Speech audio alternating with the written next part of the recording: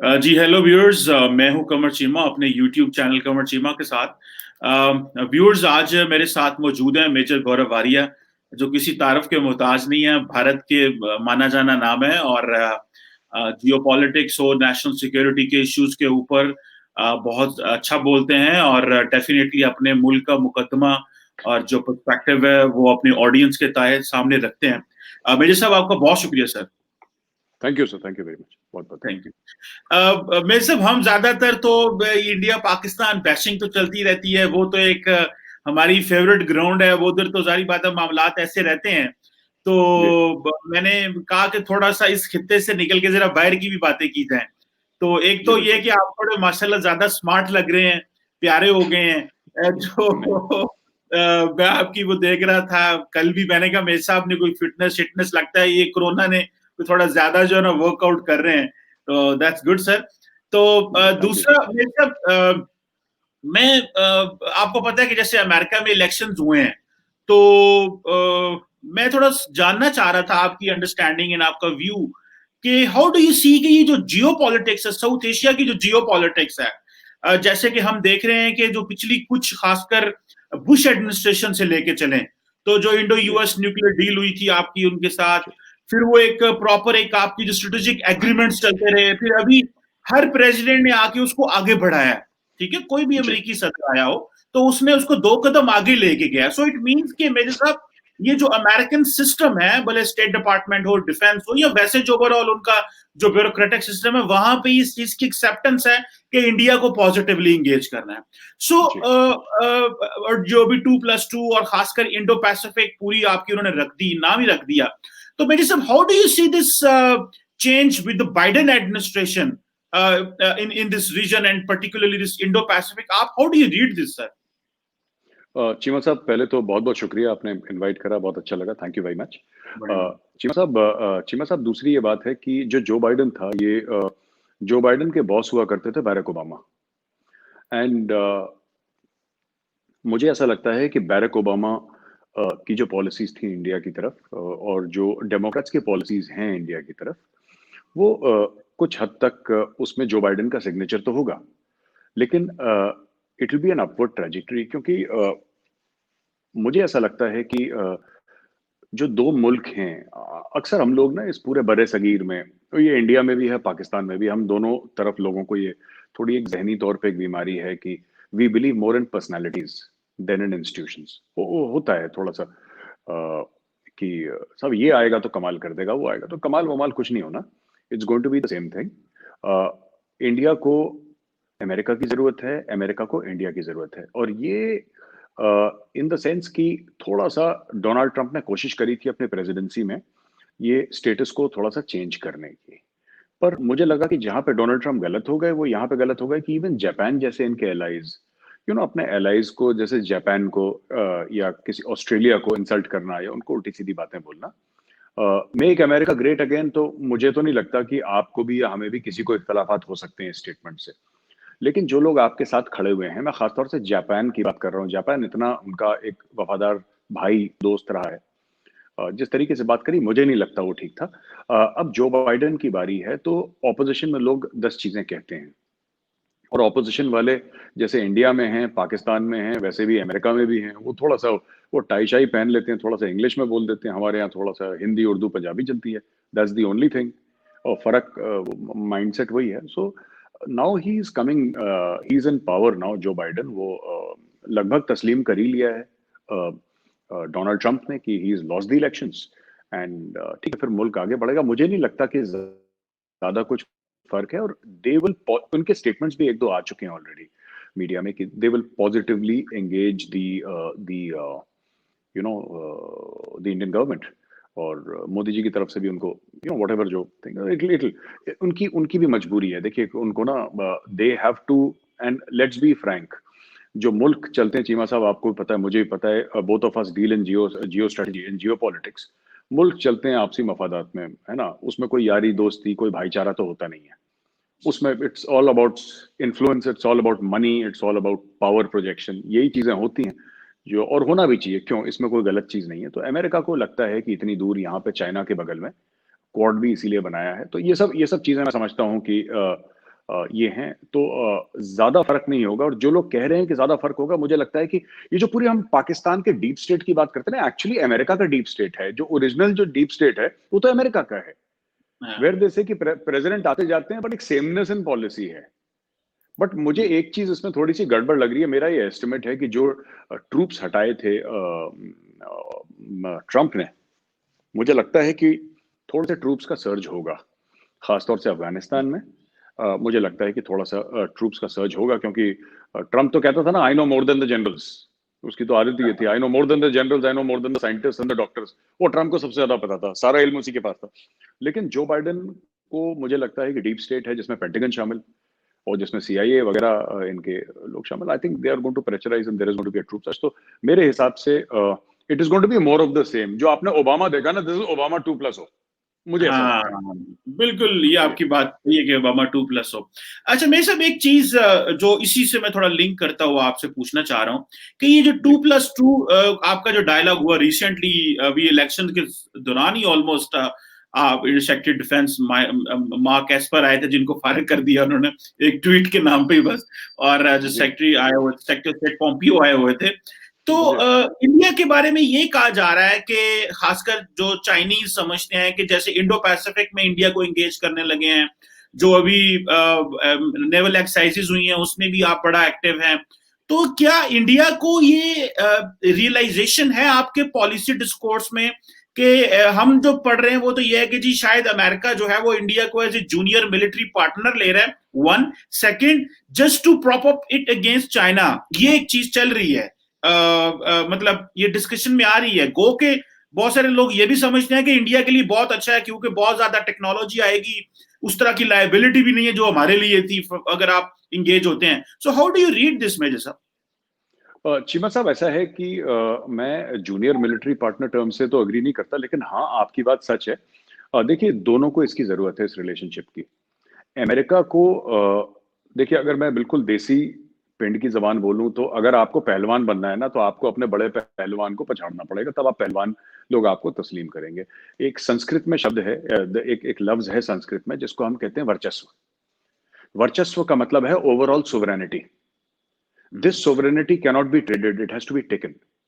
तो बात यह है कि जो लड़ाई चल रही है या जो इख्तलाफात चल रहे हैं चाइना और इंडिया के बीच में, वो चीमा साहब वो ऐसे हैं कि अमेरिका चाहता है कि चाइना कंटेन हो, और इंडिया को अब ये बात इंडिया समझ चुका है कि इस खित्ते में अगर आपको चाइना ऐसा नहीं है। देखिए, चाइना के साथ ये बात सच है, China is a great economic success story, right. आप चाइना गए होंगे, मैं कई बार खुद चाइना जा चुका हूँ, बिजनेस के लिए और काम के लिए, प्रोजेक्ट्स के लिए चाइना काफी जा चुका हूँ। और ये जो इकोनॉमिक मिरेकल है चाइना का, it comes at a cost. एक एक कॉस्ट है उसकी। और कॉस्ट ये है कि चाइनीज पीपल को, उनको लोगों ने बोला है कि जो गवर्नमेंट ने बोला है कि हम आपको इकोनॉमिक, जिसको कहते हैं आपकी जेब में हम डॉलर डालेंगे, और आपको कुछ ना कुछ अपनी आजादी से बाय बाय कहना पड़ेगा। तो जैसे चाइना में सोशल मीडिया नहीं चलता, आप खुल के अपनी बात नहीं कह सकते, वो ठीक है, उस मुल्क का निजाम है, we should not say anything, हमारा बनता भी नहीं है कुछ बोलना। लेकिन चीमा साहब, ये बात भी सच है कि चाइना रहने नहीं देगा किसी को इस तरीके से। तो सिर्फ हमसे नहीं है चाइना की प्रॉब्लम, चाइना के 22 मुल्कों के साथ बॉर्डर डिस्प्यूट है, जबकि बॉर्डर उसका सिर्फ 14 मुल्कों के साथ है। तो अगर हमारा पाकिस्तान का और पाकिस्तान हमारा बॉर्डर डिस्प्यूट चलता है, तो मुझे बात समझ में आती है, हम दोनों का बॉर्डर मिलता है, राइट। पर अगर इंडिया बोले कि जी हमारा बॉर्डर डिस्प्यूट इंडोनेशिया के साथ है, तो थोड़ा सा आपको भी थोड़ा सा लगेगा कि यार ये क्या मसला हो गया यार। अगर इंडिया बोले कि जी हमारा उज्बेकिस्तान के साथ बॉर्डर डिस्प्यूट है, अगर नई दिल्ली बोलना शुरू कर दे कि जी उज्बेकिस्तान के साथ बॉर्डर डिस्प्यूट है, तो 1 मिनट के लिए आपको भी थोड़ा सा अजीब सा लगेगा कि बॉर्डर डिस्प्यूट उसके साथ हो सकता है जिसके साथ बॉर्डर हो। जैसे चाइना ने अभी क्लेम करा कि Vladivostok is part of China, फिर वो बात आई गई रह गई, क्योंकि रशिया भी थोड़ा टेढ़ा ही सा है, इट्स नॉट दिस थिंग ना। तो मुझे ऐसा लगता है चीमा साहब कि और दूसरी चीज ये है कि वैल्यूड पार्टनर इसलिए भी है बिकॉज अभी तक तो जो अमेरिका से हम ले रहे थे वो टेक्नोलॉजी, यहाँ पे सारी अमेरिका की कोई ऐसी कंपनी नहीं है जो इंडिया में नहीं है। आप गुड़गांव में या बॉम्बे में या हैदराबाद में, बैंगलोर में, नोएडा में, नई दिल्ली में, ऐसी कोई फॉर्च्यून 500 कंपनी नहीं है जो कि यूरोपियन हो, अमेरिकन हो, जो यहाँ पे नहीं है, जिसके यहाँ पे बड़े इंपॉर्टेंट ऑफिसेज नहीं है, जो अरबों डॉलर का यहाँ पे बिजनेस ना कर रही हो। जहां तक वेपन्स की बात है, ये ट्रांसफर ऑफ टेक्नोलॉजी हम कह रहे हैं मेक इन इंडिया, वो इंडिया बड़ा कीन है, क्योंकि कहीं ना कहीं while India makes world class software, India has not been able to make world class hardware. एक हमारा एक्सेप्शन हो गया इसरो स्पेस का। और इसमें भी चीमा साहब मैं आपसे कह दूं कि इसमें भी ऐसा नहीं है कि कैपेबिलिटी, हम अपने सबसे बड़े दुश्मन हैं इस चीज में लेके, जो हमारी थोड़ी सी जो रेड टेपिज्म है इंडिया में, दैट इज द बिगेस्ट। तो मोदी जी का ये भी है कि रेड टेपिज्म और ब्यूरोक्रेसी को हटाया जाए, ब्यूरोक्रेट्स को नहीं है, ब्यूरोक्रेसी के माइंडसेट को, क्योंकि ब्यूरोक्रेट्स यहाँ पे भी काफी कुछ हैं जो बड़ा जबरदस्त काम कर रहे हैं। तो आई थिंक अगर ट्रांसफर ऑफ टेक्नोलॉजी होती है तो हमारे भी फायदे में है। तो मुझे लगता है एक म्यूचुअली बेनिफिशियल, जिसको सिम्बायोटिक रिलेशनशिप है चीमा साहब, वो एक सिम्बायोटिक रिलेशनशिप है इंडिया और यूएस के बीच में। बिल्कुल ठीक है। चलें, आप उसको से वो बेसिकली आप जो माइंडसेट बदलने की बात कर रहे हैं, मैं इसी के साथ एक सवाल मैंने पहले करना तो बाद में था, लेकिन उसको साथ ही लिंक कर देता हूँ। ये ड्रैगन एंड एलिफेंट, मुझे याद है कि चाइनीज प्रीमियर जब गए वहां पे इंडिया में, तो उन्होंने कहा जी कि dragon and elephant have learn to dance together. तो और फिर हमने देखा कि मोदी जी जिस तरह आए, मुलाकातें हुई, सारा कुछ हुआ। अभी पहले हालात खराब हुए एलएसी पे, फिर कुछ एप्स बैन कर दी, कल भी मैं देख रहा था कुछ और एप्स बैन कर दी। सो मेरे सब, हाउ डू यू रीड के विद दिस जो फोर्स मल्टीप्लायर आपको आ रहा है अमेरिका की तरफ से इंडो पैसिफिक में, वैसे भी आपको किया जा रहा है, तो क्या इंडिया ने ये समझ लिया है कि हमें चाइना के साथ हेड ऑन करना है विदाउट थ्रेटनिंग चाइना, या ये कहते हुए कि भाई तू मैं नहीं करनी, लेकिन we have to जैसे कहते हैं ना, we have to show our all cards। तो how do you see this China के साथ कैसे मोदी साहब के अगले 3-4 साल बड़े मुश्किल गुजरे हैं, या कि बस ठीक चल जाएंगे सर? मुझे लगता है कि आपने लगभग ठीक ही बताया है, जो आपने जो जायजा करा है इसका ठीक ही करा है चीमा साहब। मुझे ऐसा लगता है कि देखिए, ड्रैगन एंड एलिफेंट तो डांस कर ही रहे हैं लद्दाख में भी, 6 महीने हो गए डांस करते करते वहां पे, और भी पूरे विंटर में डांस करेंगे, और बड़ा खतरनाक किस्म का विंटर होता है वहां पे। तो मैं तो सिर्फ ये कहना चाह रहा था चीमा साहब कि एक रियलाइजेशन है इसमें ना, हु ब्लिंक्स फर्स्ट वाला मामला चल रहा है। मैं आपको बताता हूँ, ये पूरा जो ईस्ट लद्दाख का गेम है ना, इंडिया के अंदर गलवान के बाद एक रियलाइजेशन आया, जो इंडिया को पहले आ जाना चाहिए था। इसमें कमी हमारी है, इसमें मैं चाइना को गुनहगार नहीं ठहरा रहा कि उसने धोखा दिया है और उसने ऐसा करा है और चाइना ने साजिश करी है, नहीं। अगर हम ऐसा कहते हैं तो ये हम में कमी है, क्योंकि चाइना के साथ अगर 62 में आपकी जंग हुई, 67 में आपकी जंग हुई, और चाइना के साथ आपकी अगर ऑफ एंड ऑन कशीदगी चली, तो we should have been better prepared. अब हमने ट्रस्ट करा। हम ये नहीं कहेंगे कि हम बहुत भोले हैं और वो बहुत साजिशी किस्म के लोग हैं, ऐसा नहीं है। जियोपॉलिटिक्स में आपको ये देखना है कि साहब, अगर एक हाथ में मुआयदा है तो दूसरे हाथ में तलवार होना जरूरी है। ये बैलेंस आपको लेके चलना है, ना कोई दोस्त है ना कोई दुश्मन है, ये धंधे वाली बातें होती हैं। तो आई थिंक एक तो ये हमें चीज समझनी है। दूसरी चीज ये है कि we also now understand that China respects strength and China will respect strength. तो हमारी करीब $100 बिलियन की एनुअल ट्रेड है, और ऐसे मुआयदे हैं कि $500 बिलियन की अगले 5 या 10 साल में $500 बिलियन की ट्रेड हो। वही हमारा अमेरिका के साथ चल रहा है। तो ये एम एक था लेके कि चाइना और अमेरिका को मिला के, इंडिया की दोनों को मिला के $1 ट्रिलियन की एनुअल ट्रेड होनी चाहिए। वो होगी भी आगे चल के। अब वो बैलेंस ऑफ ट्रेड का एक अलग मसला है, जिसके ऊपर we can do another programme Cheema साहब। बट मुझे ऐसा लगता है कि वो एक जो लाइन है ना, हिंदी में हम लोग लक्ष्मण रेखा कहते हैं, एक रेड लाइन है। They will not cross the Rubicon. ये एक दूसरे को थोड़ी सी नूरा कुश्ती होगी इसमें। आप समझते हैं नूरा कुश्ती term? I don't know Pakistan में क्या बोलते हैं। बहुत ज्यादा है ना, बस तो इसमें थोड़ी सी नूरा कुश्ती होगी, कुछ वो धक्का देंगे, कुछ हम धक्का देंगे, but in the end we realise that this is not a game to the finish. अगर हम ये बोलेंगे कि साहब ये बिल्कुल की एंड तक लड़ाई हो जाएगी और एंड तक सब लोग, ऐसा नहीं होने वाला। There is too much of money involve, there is too much of trade involve. और एक और चीज है, चाइना को ये भी पता लग गया, जो क्वाड जो ऑपरेशनलाइज हुआ है ना चीमा साहब, ये मालाबार एक्सरसाइज की हुई है, और ये सब जो क्वाड ऑपरेशनलाइज हुआ है, क्वाड वहां पे ऑपरेशनलाइज हुआ है जहां पे जो चाइना की शाहरग है ना, जो चाइना की जगलर वेन है, the Malacca straits, the South China sea, वहां पे यूएस के आज भी वहां पे चीमा साहब एयरक्राफ्ट कैरियर्स हैं, वहां पे B-52 बॉम्बर्स हैं, वहां पे इंडिया का, वहां पे वो है, क्या नाम कहते हैं, India also has its aircraft carrier there, India has its fighter jets, India अपने बेसिस बना रहा है। तो ठीक है, ये कशीदगी चलेगी। मैं ये कहूंगा कि अभी दोस्ती हो जाए, ऐसा नहीं होने वाला। ये कशीदगी चलेगी, हु ब्लिंक्स फर्स्ट, और उसके बाद वो हो जाएगा मामला, मुझे ऐसा लगता है। चले चले, होप वी होप कि सब बेहतर हो और बेहतर कनेक्टिविटी और डेवलपमेंट हो, हम तो यही चाहते हैं। अच्छा, मेरे साथ एक जो सवाल है वो, अभी मैं थोड़ा जरा अफगानिस्तान की तरफ आऊं, फिर हम थोड़ा बाकी डिस्कस करेंगे। हाउ डू यू सी के ये जो पाकिस्तान भी बड़ी एफर्ट कर रहा है कि इंटर अफगान डायलॉग हो, हम अमेरिकन की भी बड़ी थी, आप भी सपोर्ट कर रहे हैं, बल्कि अब्दुल्ला अब्दुल्ला पाकिस्तान के जाने के बाद इंडिया भी आए और वो पूरे खित्ते में घूम रहे हैं, जारी बात है। तो मेरे साहब, आप समझते हैं कि इंडिया जो है वो फैसिलिटेट कर पाएगा? जैसे कि आपको याद होगा कि जब क्या नाम है उनका, मुझे ज़ल्मे खलीलजाद आए इंडिया कुछ माह पहले, तो मुझे याद है सुहासनी हैदर ने द हिंदू में ये लिखा था, आर्टिकल भी लिखा था, और उन्होंने कहा जी कि अमेरिकन तो कहते हैं कि तालिबान और इंडिया डायरेक्ट बात करें आपस में, ठीक है, बिकॉज इनकी बात करनी आपस में। हमने बड़ा शोर मचाया था कि जी तालिबान इंडिया से क्यों बात करेंगे, लेकिन there is a realisation somewhere in the American कि भाई अगर तालिबान नए अपरेटस में आते हैं, नए सिस्टम में आते हैं, तो इंडिया को फिर बात करनी पड़ेगी उनके साथ। तो मेजर साहब, आप समझते हैं कि तालिबान जो है, आप इंडिया से बात करेंगे, इंडिया जो है वो तालिबान से बात करेगा?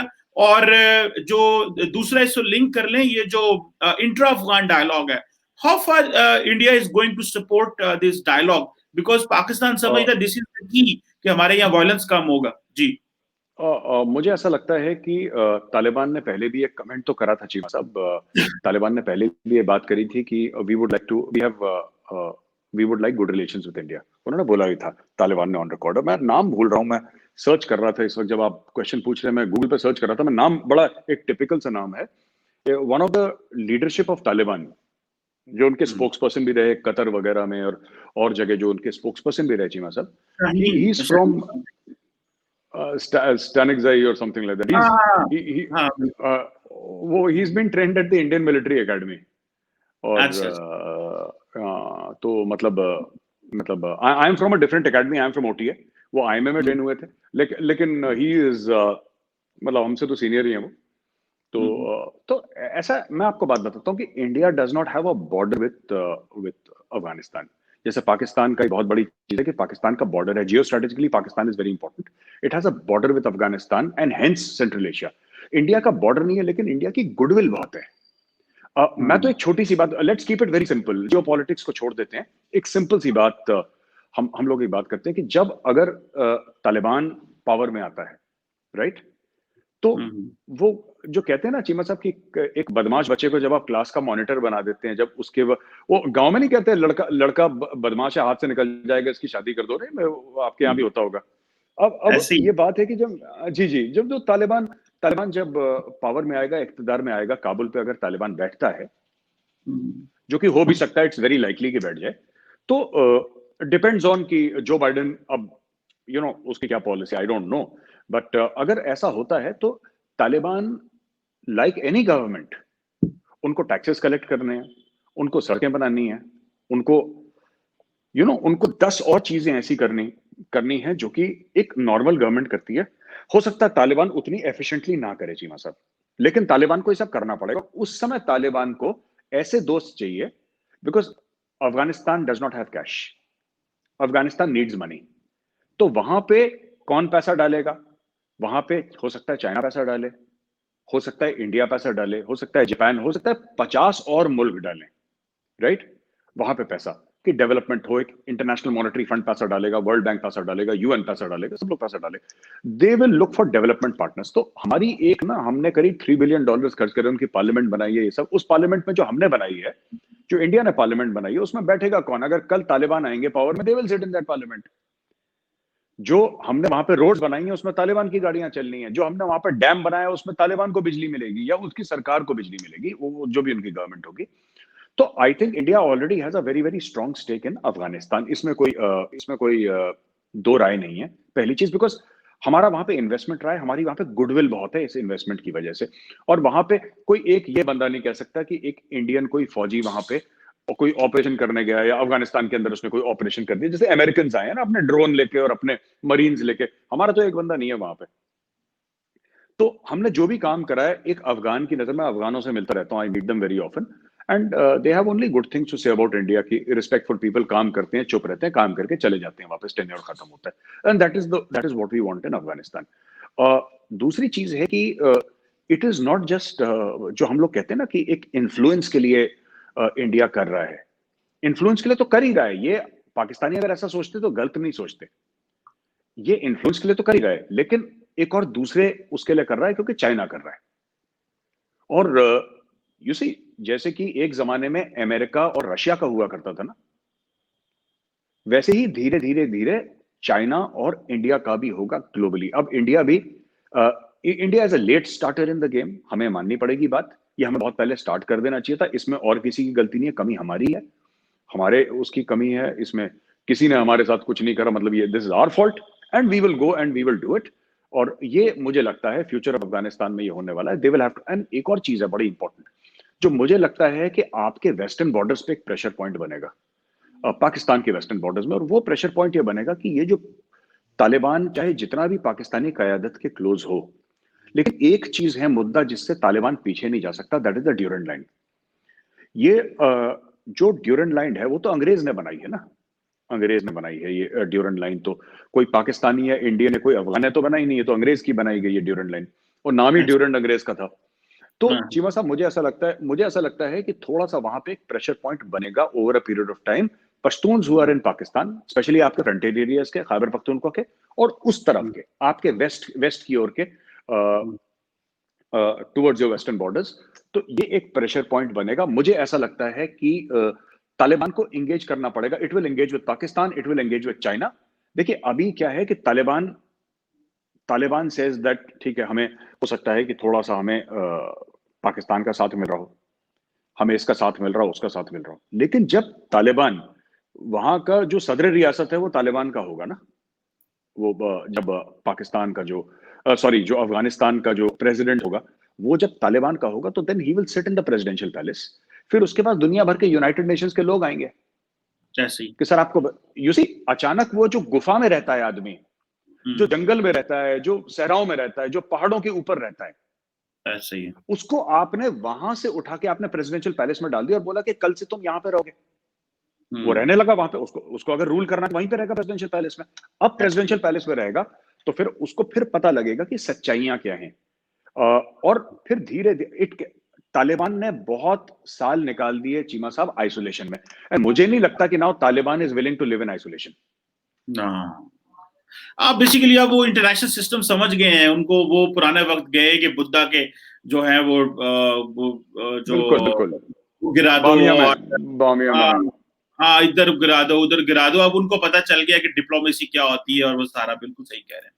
अब मेरे जी साहब, बिल्कुल। अफगानिस्तान तो हो गया, अभी थोड़ा सा मजीद हार्ड पॉलिटिक्स डिस्कस करने से पहले थोड़ा सॉफ्ट पॉलिटिक्स डिस्कस करते हैं। जी जी बताइए। इंडिया इंडिया की बड़ी सॉफ्ट पावर है, मैं पर्सनली समझता हूँ कि जब मैं पढ़ाता था, अभी भी पढ़ाता हूँ, लेकिन हमें कहते पढ़ते थे तो वो, मैं वो बुक पढ़ रहा था, फ्यूचर ऑफ पावर, जोसेफ नाय की, वो बड़ी अच्छी जी बुक जी है जी वो, बिल्कुल बिल्कुल बिल्कुल। हाँ, पढ़ाई भी है। तो उसमें जब इंडिया का उसने जिक्र किया, तो उसने उसका जो सबसे पहले जिक्र किया, आपकी मोशन पिक्चर इंडस्ट्री का जिक्र किया कि भाई ये जो है ना 1000 से ज्यादा मूवीज बनाते हैं, और ये भी, और फ्रैंकली स्पीकिंग, मुझे हम पाकिस्तानी भी बहुत सारी चीजें देखते हैं, आदी हो गए हैं, लेकिन इंडिया के भी हम बहुत ज्यादा शोज देखते हैं जिसमें मूवीज होती हैं। मैं नेटफ्लिक्स पे कभी रात को सोने से पहले कोई लगाओ यार क्या चल रहा है आजकल, वो मैं देख रहा हूँ, वो एक बॉय है क्या, लड़की है वो, जिसने को किसिंग की थी, वहां पे सीन आया, तो वो बड़ा कंट्रोवर्सी चल गई वहां पे। मैं उसको बड़ा अच्छा देखता हूँ। कपिल शर्मा जो मेरा बड़ा फेवरेट है, और वो एक उसमें आता है वो एक बच्चा यादव है, वो बड़ा मेरा फेवरेट है, मैं उसको घंटे घंटे देखता रहता हूँ, उसकी मजाक और शुगल बड़ा मजा आता रहता है। मेरे जी सब ये सॉफ्ट पावर है इंडिया का, ये बहुत बड़ी स्ट्रेंथ है, इसमें कोई शक नहीं है। मुझे याद है कि वो जब शाहरुख खान छमक छल्लो का गाना बना रहा था, तो रशियन प्रेसिडेंट उस सेट पे आया था। मैंने वो सारी तस्वीरें देखी, और and I realise that how far they have gone, और इसकी कितनी अहमियत है। How do you see the future of Indian soft power? आप क्या समझते हैं कि आपकी सॉफ्ट पावर जो है वो इसी तरह उसी पेस से चल रही है, और उसमें क्या नए कुछ जाविये आए हैं, या आप हमें बताएं इंडियन सॉफ्ट पावर के बारे में? क्योंकि मैं तो वैसे तो बहुत सारी चीजें हैं, सोसाइटी भी होता है, कल्चर है, स्पोर्ट्स है, एजुकेशन है, वैल्यूज होती हैं, बहुत कुछ होता है that comes in soft power, लेकिन मैंने एक चीज का जिक्र किया। लेकिन how do you see soft power under prime minister Modi? क्योंकि एक एंगल ये भी आ रहा है, सॉरी मेरा सवाल लंबा हो गया मेजर साहब, एक एंगल ये भी आ रहा है कि मोदी साहब के दौर में सॉफ्ट पावर कॉम्प्रोमाइज हुई है। How do you see sir? उन्होंने सॉफ्ट पावर को इंस्टीट्यूशनलाइज कर दिया मोदी साहब ने, पहले उसको इंस्टीट्यूशनलाइज नहीं था। जैसे फॉर एग्जांपल यूएन में उन्होंने करवा दिया वर्ल्ड योगा डे, तो अब पूरी दुनिया से मोदी जी ने योगा करवा दिया, सब लोग लग जाओ, आसन वासन करने लोगों सवेरे उठ के। तो मोदी जी खुद करते हैं, पूरे यूएन में सबको करवा दिया, उन्होंने काम बांट दिया सबको। तो ऐसा नहीं है, सॉफ्ट पावर हमारा जबरदस्त रहा है, लोग रिकॉग्नाइज करते हैं। हमारा सबसे बड़ा एक्सपोर्ट ही योगा है, और पीपल डू इट। वो चेंज करके किसी ने विक्रम योगा कर दिया, किसी ने पावर योगा कर दिया, किसी ने जो कर दिया, बट ये हो रहा है। मतलब मिडिल ईस्ट में भी कर रहे हैं और हर जगह लगे हुए हैं लोग। और एक और चीज है कि जो आपने फिल्मों की बात करी ना, द फ्यूचर ऑफ पावर, आपने किताब का जो हवाला दिया और फिल्में, अब ये है कि वर्ल्ड के टॉप स्टूडियोज हैं, चाहे वो डिज्नी है, चाहे वो फॉक्स स्टूडियोज हैं, चाहे वो और भी बड़े बड़े जो हॉलीवुड के स्टूडियोज हैं, they have come to India. So एक लेवल था सॉफ्ट पावर का जहां पे हम क्वांटिटी में फिल्में बना रहे थे, और जो कुछ लोग देखते थे, या तो एनआरआईज देखते थे हमारे जो बाहर रहने वाले हिंदुस्तानी हैं, या फिर पाकिस्तानी, बांग्लादेश, नेपाल, इंडिया, ये जो एक एक लैंग्वेज हम लोग समझ लेते हैं ना एक दूसरे की, वहां पे देखते थे। अब एक और चीज हो रही है कि हमारा एक्चुअली पहले ही शुरू हो गया था, ये हमारा 70s 80s में शुरू हो गया था। एक हमारा टेनिस के बहुत बड़े चैंपियन हुआ करते थे, विजय अमृतराज, और डेविस कप के, और दो भाई थे, अशोक अमृतराज और this thing. They are actually Hollywood producers. उन्होंने वो वैन डैम के साथ कई सारी पिक्चरें बनाई हैं, और वो नहीं, वो वैन डैम, वो अपना मार्शल आर्टिस्ट और ये सब, हाँ, उसके वो साथ। जो हाँ प्रोटोकॉन के साथ भी उसकी मूवी है। हाँ जी हाँ जी हाँ, वो हाँ अपना वो करता है, और मार्शल आर्टिस्ट है, और रिंग में लड़ता है, और उसके भाई को चोट लग जाती है, वो बड़ी ऐसी था। आप देखें, आपको आपको आपको बॉलीवुड की झलक वहां पे भी दिख जाएगी। हॉलीवुड में ना कोई वही दो भाई होते हैं टाइप, वो दो भाई होती है, फिर एक की शादी हो जाती है, ये सब ना ये नहीं जाने वाला, ये इंडियन कल्चर है, ये हम लोग वहां पे ले गए। हम्म, मैं आपको अगर आप देखेंगे इसको जिस तरीके से, और जब से ये ओटीटी प्लेटफॉर्म्स आए हैं चीमा साहब, तो ये जो टिपिकल एक डिस्ट्रीब्यूशन मॉडल है फिल्म इंडस्ट्री का, कि ये है हमारी ये टेरिटरी होंगी, फिर वहां जाएगा, वहां all these things are now under a great deal of stress. तो क्या हमारे सिनेमा हॉल्स खत्म हो जाएंगे और सारे के सारे ओटीटी प्लेटफॉर्म्स में चले जाएंगे? नहीं, ऐसा नहीं होने वाला। लेकिन जो ओरिजिनल डिस्ट्रीब्यूशन का मॉडल था फिल्म्स का, आई थिंक उस पर बहुत जबरदस्त स्ट्रेस आया है। और जो इंडियन जैसे Z5 है, या ऑल्ट बालाजी है, या और भी मुख्तलिफ एप्स हैं इंडिया के जिसमें कंटेंट रोज बन रहा है। अब हमारे पास तो एक्चुअली क्या हुआ कि ओटीटी एक बिल्कुल सही समय पर आया, नेटफ्लिक्स वगैरह, क्योंकि हमारे पास ऑलरेडी इंफ्रास्ट्रक्चर था। यहाँ पे ऑलरेडी प्रोडक्शन हाउसेज हैं, यहाँ पे ऑलरेडी ऐसे 10 चीजें हैं, ऑलरेडी यहाँ पे बेस है इतना जबरदस्त। तो अब हमने शिफ्ट कर दिया ओटीटी पे। अब किसी को इंडियन फिल्म्स देखने के लिए, और जिस दिन यहाँ पे रिलीज होती है वो अमेरिका वाला भी देखेगा। अच्छा, आपने नार्कोस देखी होगी? हाँ हाँ नार्कोस, अच्छा, नार्कोस तो पूरी की पूरी देखिए, it is not in English. आपने तो सबटाइटल पढ़ के काम कर लिया ना? हाँ, बिल्कुल। आप खुश हो गए सबटाइटल देख के, मैं भी खुश हो गया सबटाइटल देख के, और हाँ जी। नार्कोस इतनी हिट हो गई, है ना? हाँ अब आप हाँ हाँ देखिए नार्कोस में दे वर स्पीकिंग स्पेनिश। वो हाँ वो कोलंबिया की हो, कहीं की भी हो, they were basically speaking Spanish, but हाँ जी। You enjoyed. सो एक चीज बदल गई है कि ये मिर्जापुर है, आपने पता नहीं देखी कि नहीं देखी। नहीं अ, मैंने। आप देखिएगा सब, मिर्जापुर देखिएगा। हम्म, ये जगह, इट्स अ प्लेस, यहाँ पे इंडिया में एक जगह है मिर्जापुर, जिसकी वो स्टोरी है। एक जमाने में तो बहुत गड़बड़ हुआ करता था मिर्जापुर, आजकल ठीक हो गया। तो हम्म, अब people are looking at these new Indian TV series outside and they can relate to India. So जो पावर प्रोजेक्शन है हमारा एक डिफरेंट लेवल पे जा चुका है, use of technology different level पे जा चुका है। अब वो पुराना नहीं रहा पावर प्रोजेक्शन चीमा साहब। मोदी जी हम्म, ने क्या करा है कि मोदी जी ने इसको ना, मैं आपको बताता हूँ। जैसे ऐसी बात नहीं है कि अब मैं कैसे आपको, जैसे फॉर एग्जांपल, ओके, जैसे कि अमेरिका में बर्गर बहुत पहले से खाते थे, हम्म। राइट? मोदी जी ने उसका मैकडोनल्ड्स बना दिया। सही है। जैसे कि योगा यहाँ पे हजारों साल से होता था, मोदी जी ने क्या करा कि वर्ल्ड योगा डे करवा दिया, अब सब लोग पूरे दुनिया में यूएन के थ्रू योगा, तो एक आपने इंडिया के एक सॉफ्ट पावर को इंस्टीट्यूशनलाइज कर दिया। So what Modi ji is doing it, he is not doing something new, वो नया काम नहीं कर रहे, वो एक पुराने काम को नए तरीके से कर रहे हैं कि वो इंस्टीट्यूशनलाइज हो जाए। अब मोदी जी प्राइम मिनिस्टर रहते हैं नहीं रहते, हाँ इंडिया का वर्ल्ड योगा डे मनाया जाएगा, एक दिन मुकर्रर है इंडिया के लिए दुनिया में, वो दिन हो गया, यूनाइटेड नेशंस ने मुकर्रर करवा लिया, कहानी खत्म हो गई। सो दैट इज हाँ, व्हाट इट इज। बिल्कुल सही है। चले, इट्स गुड। पाकिस्तान में बहुत सारे लोग योगा करते हैं, यहाँ पे बहुत ज्यादा कभी मुलाकातें हो तो पता चलता है कि जी हर बंदा कोई योगा कर रहा है, कोई ऑनलाइन क्लासेस ले रहा है, कोई कुछ कर रहा है। It's good. एटलीस्ट मेरा ख्याल है कि स्पोर्ट्स को और इन चीजों को वी शुडंट लुक फ्रॉम वो उस एंगल से नहीं देखना चाहिए, इसको ओपन लेंस से देखना चाहिए कि कहाँ से आ रहा है, इट डजंट मैटर, जो चीज है वो क्या है उसको देखना चाहिए। मेरे साहब आप जरा आ जाए, थोड़ी सी आपके साथ पाकिस्तान भारत की भी बात हो जाए। हमने तो जी बिल्कुल, जी बिल्कुल। थोड़े 10-15 मिनट रह गए हैं, तो आपका बड़ा वक्त मैंने लिया आज। Thank you very much for नहीं नहीं, दिस। कोई बात नहीं, कोई बात अभी आ जाए जनाब आपके ये डॉसियर पे। हम तो जारी बात है पूरी दुनिया में आप लेके ढंडोरा आप पीट रहे थे पहले जनाब के, वो पाकिस्तान देखो दहशतगर्दी करा रहा है यहाँ पे।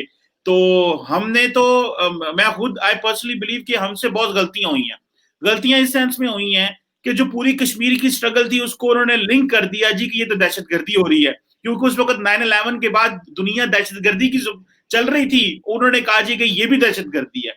और हमारे ऊपर एक क्वेश्चन मार्क था जी, अफगानिस्तान में नॉन स्टेट एक्टर सपोर्ट कर रहे हैं, आपने कहा जी ये जो हमारे वाले इनको भी नॉन स्टेट एक्टर माने, और इस तरह वो सारी डिबेट हो गई। अभी पाकिस्तान में जैसा पहुंच गया है यूएन में, कल मुनीर अकरम साहब ने, हमारे जो एम्बेसडर हैं, उन्होंने कह दिया है जी कि ये दे दिया, वो डॉसियर दिया यूएन जनरल सेक्रेटरी को।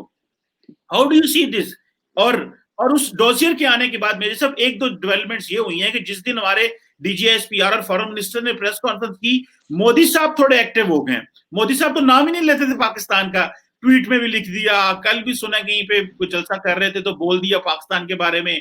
सो इंडिया यहाँ पे पाकिस्तान में तासुर ये आया कि ये जो पाकिस्तान इस इशू को ग्लोबली लेके जा रहा है और डॉसियर की बात कर रहा है, तो India is feeling the heat. How do you see this please?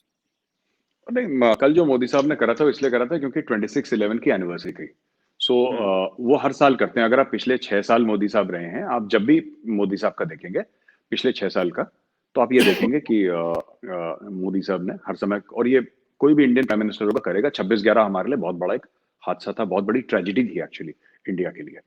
दूसरी एक और चीज है कि कई बार पाकिस्तान में ये ब्लेम करा जाता है चीमा साहब कि इंडिया इसलिए करता है कि चुनाव है, इंडिया में इलेक्शंस हैं इसलिए मोदी साहब ने, और इलेक्शन में ये ऐसा नहीं। देखिए इंडिया में ना 28 स्टेट हैं चीमा साहब, 28 स्टेट्स इन इंडिया, और हर 5 साल में इलेक्शन होते हैं, तो आप 28 को अगर आप डिवाइड करेंगे ना, आपको लगेगा कि हर 2.5-3 महीने में एक इलेक्शन हो रहा है। मतलब अभी वो कोरोना के चलते कुछ हो गया है स्टॉप 6-7 महीने से, वरना अभी बिहार के इलेक्शन हुए। आप देखिएगा इंडिया में इतना बुरा हाल है, इसीलिए तो मोदी साहब ये कह रहे हैं कि 1 नेशन 1 इलेक्शन। वो क्यों कह रहे हैं?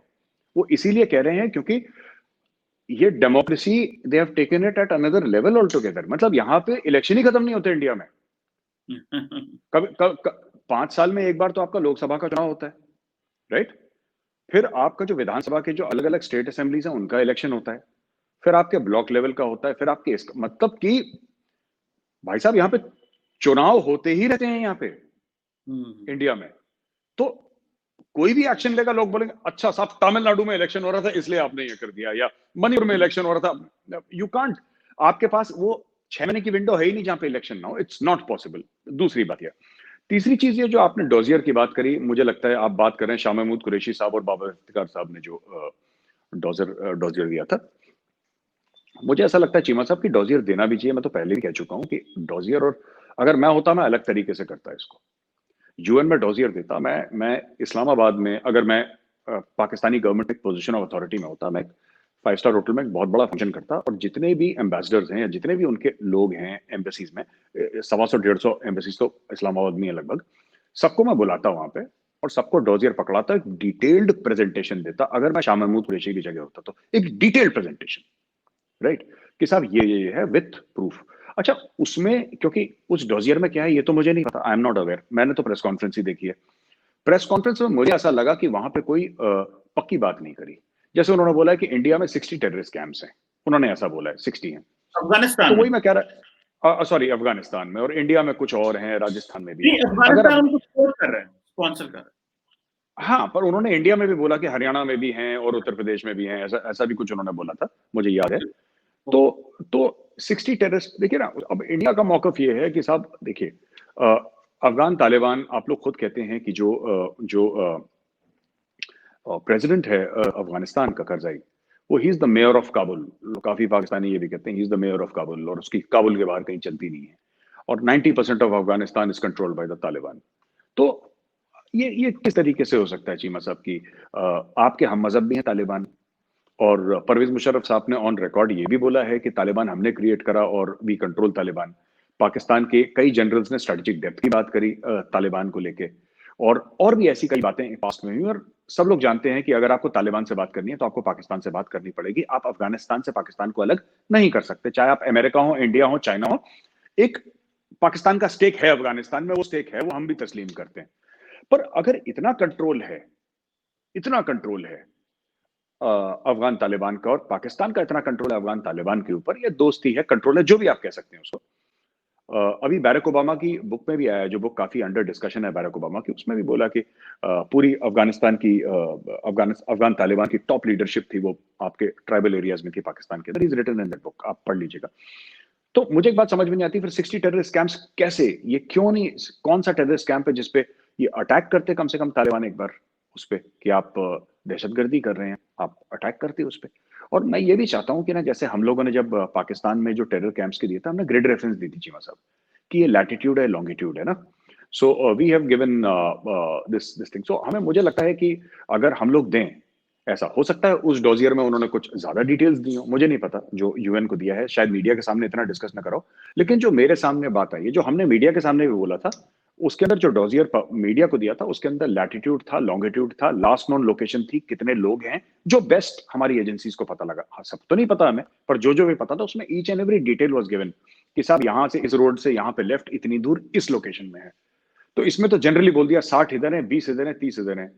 तो आई आई डोंट नो इसकी क्या बात बनी है, इसमें क्या क्रेडिबिलिटी। दूसरी एक और चीज, मैं तो बहुत छोटा आदमी हूँ साहब, मैं सलाह तो नहीं दे सकता, क्योंकि आपके यहाँ पढ़े लिखे लोग हैं, वो बेटर जानते हैं चीमा साहब। लेकिन मैं एक छोटी सी गुजारिश करना चाहूंगा कि कभी भी अगर आप चाहते हैं कि आपके मुल्क के बयान की क्रेडिबिलिटी हो, कहीं पे भी हो, ये मैं छोटा मुंह बड़ी बात कर रहा हूँ चीमा साहब, लेकिन फिर भी मैं कहना चाहूंगा, क्योंकि आप दोस्त हैं, मैं आपके साथ I can take the liberty of saying this to you, कि चीमा साहब कभी भी आप चाहें कि अगर आपके मुल्क के मौकिफ को, मामला कोई भी हो, मामला डिफेंस को लेकर हो, मामला फॉरेन पॉलिसी को लेकर हो, ये तो खैर सीधा सीधा फॉरेन पॉलिसी का था, उसमें फौजी को ना लेकर जाएं आप। उससे क्या होता है कि पाकिस्तान का जो माजी रहा है, उसमें डिक्टेटरशिप्स भी रही हैं, उसमें मिलिट्री कूज भी रहे हैं, और जिस तरीके से दुनिया पाकिस्तान को व्यू करती है कि यहाँ पे फौजी चलाते हैं, और चलाते भी हैं काफी हद तक, और उनका इन्फ्लुएंस है, आउटसाइड इन्फ्लुएंस है। इंडिया में तो कोई पूछ नहीं रहा हमको भी ना, फौज का अपना काम है, सरहद पे रहती है फौज, और पॉलिटिकल मैटर्स पे इंटरफियर तो बहुत बड़ी बात है। आप, you will not find them even commenting, आप, हमारा आर्मी चीफ ने कभी किसी ने कमेंट ही नहीं करा इस पे।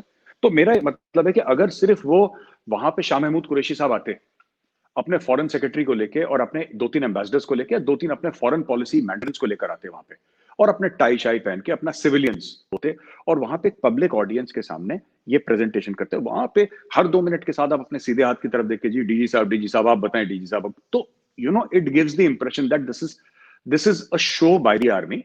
पर शाह महमूद कुरैशी साहब के मुंह से कहा गया, उसकी सच्चाई मुझे नहीं पता, मैं नहीं कह रहा ऐसा था, पर मैं कहता हूं कि ये जो इंप्रेशन वर्ल्ड को जाता है कि इट इज कंट्रोल्ड, क्योंकि डीजीआई, मैं आपको बात बताऊं, जैसे इंडिया में we have something called ADGPI, आपको पता ही है, कोई ढकी छुपी बात नहीं, एडीजीपीआई।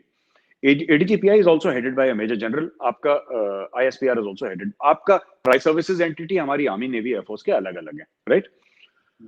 Now while a general is a senior person and a very respected rank, but a foreign minister is a foreign minister। मतलब कि फॉरेन मिनिस्टर, मुझे लगता है इमरान खान साहब की कैबिनेट में नंबर 2 या नंबर 3 होंगे कम से कम। अगर नंबर 1 इमरान खान है, तो शाह महमूद कुरैशी साहब या तो नंबर 2 होंगे, नंबर 3 होंगे। He is a very very senior person, मतलब ये हल्के नहीं है, काफी भारी वजन है उनका शाह महमूद कुरैशी साहब के कैबिनेट में।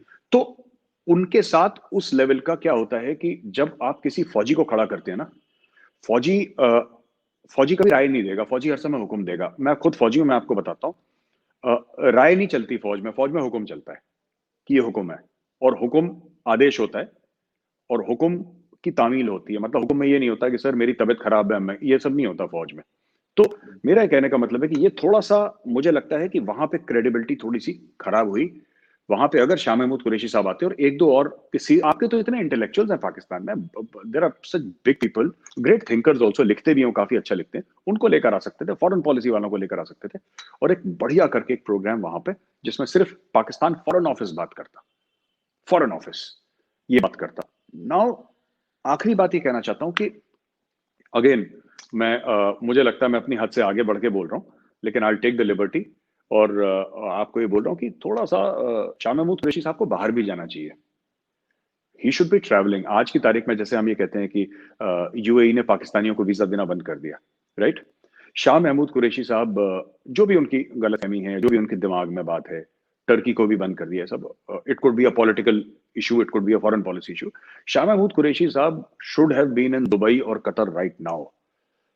वो देखिए पाकिस्तान को करीब टोटल अगर आप सऊदी से बोलें या मिडल ईस्ट से बोलें सब मिला के करीब if I am not mistaken between 7 to 10 billion dollars a year का रेमिटेंस आता है। 4 बिलियन यहाँ से और 4.5 5 बिलियन वहां से मोटा मोटी।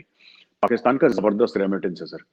और मुझे ऐसा लगता है कि इनको ना ये डायरेक्टली मतलब वहां पे होटल का कमरा ऑक्यूपाई कर लें 2 महीने के लिए और ये प्रॉब्लम सॉर्ट आउट करके आए थोड़ा सा ना एग्रेसिव जिसको कहते हैं ना जैसे यहाँ पे शाहिद अफरीदी की जरूरत है बैटिंग करने की। जैसे शाहिद अफरीदी करता है ना यहाँ पे वो टुक टुक वाली नहीं चलेगी। यहाँ पे फिर आपको एग्रेसिव बैटिंग करनी पड़ेगी। थोड़ा सा बाहर बाहर जाए क्योंकि ये सब चीजें क्या होती है कि मुझे ऐसा लगता है कि जब देखिए शायद पाकिस्तानियों को पता इसके बारे में ज्यादातर आप क्योंकि आप जियो पॉलिटिक्स के स्टूडेंट हैं और आप पढ़ाते भी हैं तो चीमा साहब आपको ये बात पता है। लेकिन शायद आम पाकिस्तानी या आम इंडियन को भी ये बात पता नहीं होगी कि इनके आज से नहीं इनके 100 साल से ऊपर से जो ऑटोमन एम्पायर है और जो अरब हैं इनके रिश्ते बहुत खराब हैं और आज से नहीं 100 साल से हैं।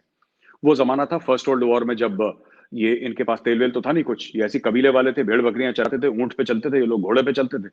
ये अरब की बात कर रहा हूँ।